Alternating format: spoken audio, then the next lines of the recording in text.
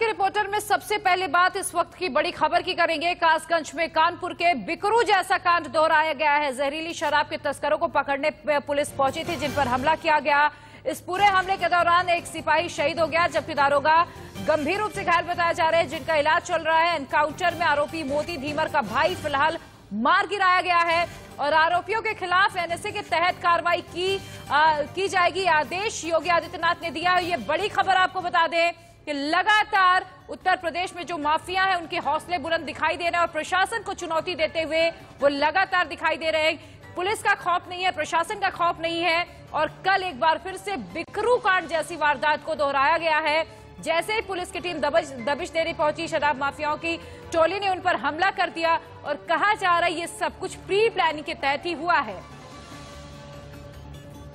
Inspector और एक constable Devendra जो कि वांछित अभियुक्तों की तलाश में आए थे, वांछित अभियुक्तों की तलाश के दौरान अपराधियों द्वारा उन पे हमला किया गया, जानलेवा हमला किया गया, जिसमें हमारे सिपाही देवेंद्र शहीद हो गए और हमारे दरोगा जी गंभीर रूप से घायल हो गए। पुलिस का बैकअप रहता है, पुलिस टीम पूरी विश्वास के साथ दबिश देने आई थी, लेकिन चूंकि बदमाशों की संख्या थोड़ा ज्यादा थी तो इसलिए उनको ओवर पावर नहीं कर पाई।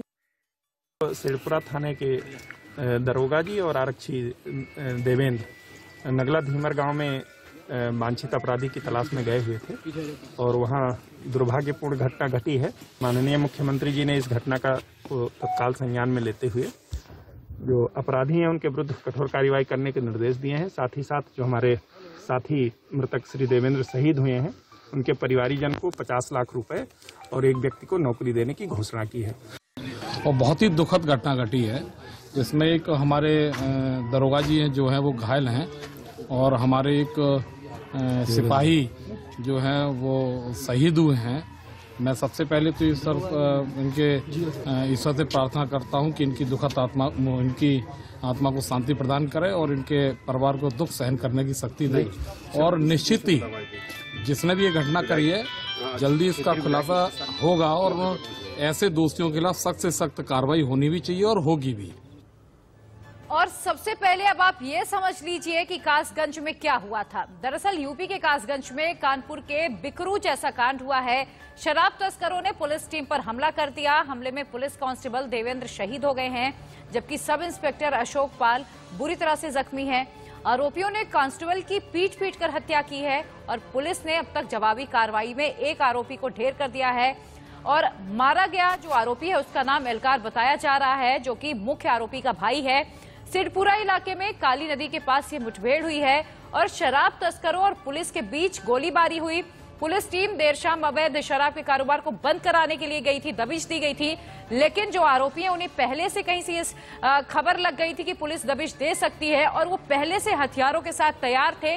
और जैसे ही पुलिस वहां पर पहुंचती है, पुलिस टीम पर अचानक हमला हो जाता है। पुलिस को संभलने का भी मौका नहीं मिला है।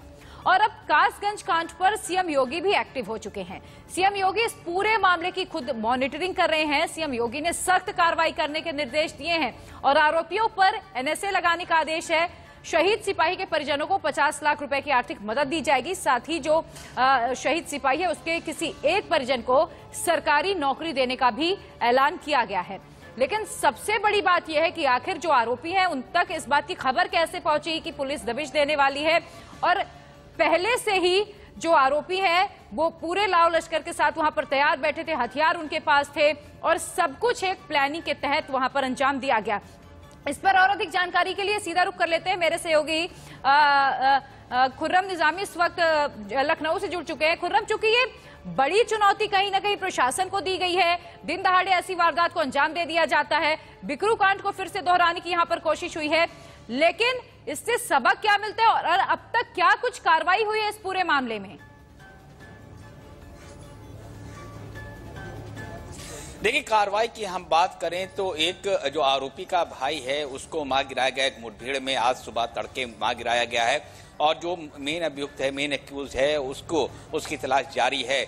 इसमें एक सिपाही शहीद हो चुका है और दरोगा जो हैं उनका इलाज चल रहा है और दोनों को मरासन स्थिति में पाया गया। मामला पूरा इस तरह समझिए कि कल देर शाम को कुर्की का नोटिस चस्पा करने के लिए स्थानीय थाने की पुलिस, दरोगा और एक सिपाही उसके घर पहुंचे थे, लेकिन वहां तैयारी पूरी थी। उनको घेर लिया गया और उनको बंधक बना के बहुत मारा पीटा गया और उसको अलग अलग डेड बॉडी अलग अलग जगह फेंक दिया गया। जब पुलिस की कॉम्बिंग हुई तो उनको दोनों जगह 2 मरासन से मिले। जब वो अस्पताल ले जाया गया तो एक को मृत घोषित कर दिया गया।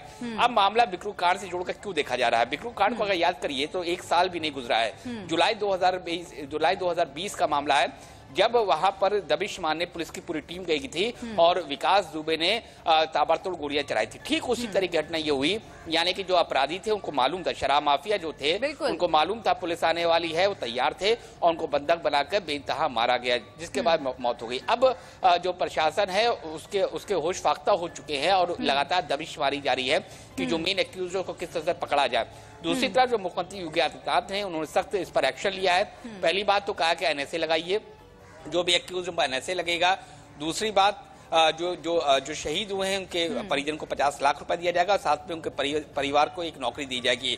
ये एक एडमिनिस्ट्रेटिव मेजर से कहा जा सकता है जो मुख्यमंत्री योगी आदित्यनाथ ने लिया है। लेकिन सवाल फिर यही खड़ा होता है कि खाकी का इकबाल बुलंद तो छोड़िए, खाकी का इतना भी खौफ नहीं है कि जब भी कोई पुलिस कहीं पहुंचती है तो उसको पकड़ लिया जाता है, बंधक बना लिया जाता है। ये बताता है कि किस तरीके से उत्तर प्रदेश में खाकी का जो इकबाल है वो ध्वस्त हो चुका है। ये घटना यही बताती, पहले बिकरू और अब कासगंज। अगर आप इस घटना को देखिए तो इसको हम मैनपुरी से जोड़कर देख सकते हैं। अगर आप 1-2 साल पहले मैनपुरी में जहरीली शराब पीने से तकरीबन 48 लोग की मौत हो गई थी और उसी से जोड़कर देखा जा रहा है। उसके बाद ताबड़तोड़ शराब माफिया जो थे उन पर एक्शन लिया जा रहा है। इसी के क्रम में ये जो स्थानीय पुलिस वहां गई थी और उसके बाद ये शर्मनाक कांड हुआ है और दुस्साहसिक घटना को अंजाम एक बार फिर दिया गया उत्तर प्रदेश में। एक बार फिर मैं इसलिए कह रहा हूं कि पहले बिकरू कांड यानी कि कानपुर देहात और अब कासगंज। तो अब देखना ये है कि इसको किस तमाम ऐसी जो वारदात है वो दोहराई जा रही है, लेकिन